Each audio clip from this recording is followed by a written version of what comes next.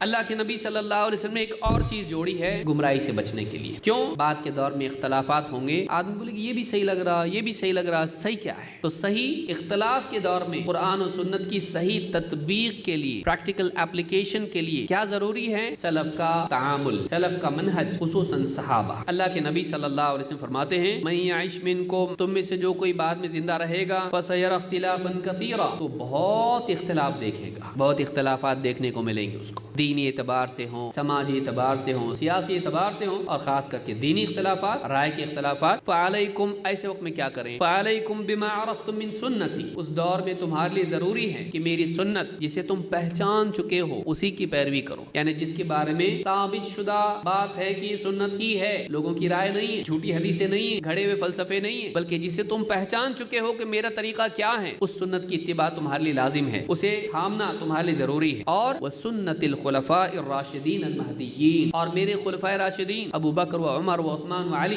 رضی اللہ تعالیٰ عنہم اجمعین، ان کی سنت کو لازمی طور پر تم پکڑے رہو، جو ہدایت یافتہ ہیں، راشدین ہیں اور مہدیین، راشدین ہیں اور مہدیین ہیں، رشد و ہدایت پائے ہوئے ہیں۔ اور کہا کہ عضوا علیہا بالنواجذ، اسے تم اپنی ڈاڑھوں سے پکڑ لو، مضبوطی سے پکڑ لو اس کو۔ اس حدیث کو امام احمد، ابن ماجہ اور حاکم نے روایت کیا ہے، صحیح الجامع صغیر حدیث نمبر 4369، حدیث صحیح ہے۔ اس حدیث سے بات معلوم ہوتی ہے کہ بعد کے دور میں جب اختلافات پیدا ہوں گے امت میں اور انسان کے لیے سمجھنا مشکل ہو جائے گا کہ ہدایت کیا ہے، ایسے وقت میں وہ سنت کا علم حاصل کرے اور اس کی سنت پر عمل کرنے کے لیے دیکھے صحابہ نے اس پر کیسے عمل کیا۔ چاہے علم غیب کا مسئلہ ہو کہ اللہ کے نبی صلی اللہ علیہ وسلم کو علم غیب تھا کہ نہیں تھا، آپ انسان تھے کہ نور تھے کہ بشر تھے، یا اسی طرح سے آپ کی پیدائش کا دن منانا چاہیے کہ نہیں، عید میلاد النبی، یا فاتحہ دینا کہ نہیں دینا، قبروں پر تعمیر کرنا کہ نہیں، درگاہ بنانا کہ نہیں بنانا، ایسے 50 مسائل، اس کا حل فوراً نکل آتا ہے، جواب ملتا ہے صحابہ نے اسے کیے کہ نہیں کیے۔ اگر یہ دین ہے، صحابہ ایسا کرتے، اور صحابہ میں خصوصاً خلفائے راشدین ایسا کرتے، جبکہ اسلامی حکومت تھی اس وقت میں، خلافت تھی اس میں، خلافت میں نہیں ہوا ایسا، خلافت کے دور میں نہیں ہوا جبکہ سب اہل حق تھے اس میں، پھر وہ دین کیسے ہو سکتا ہے؟ تو بہت ساری بدعات ختم ہو جاتی ہیں، ان کی ریڑھ کی ہڈی ٹوٹ جاتی ہے جب ہم یہ دیکھتے ہیں کہ صحابہ نے ایسا کیے کہ نہیں کیے، سلف نے ایسا کیا کہ نہیں کیا۔ تو ہدایت پانے کے لیے ضروری ہے کہ ایک انسان سلف کے منہج کو بھی دیکھے۔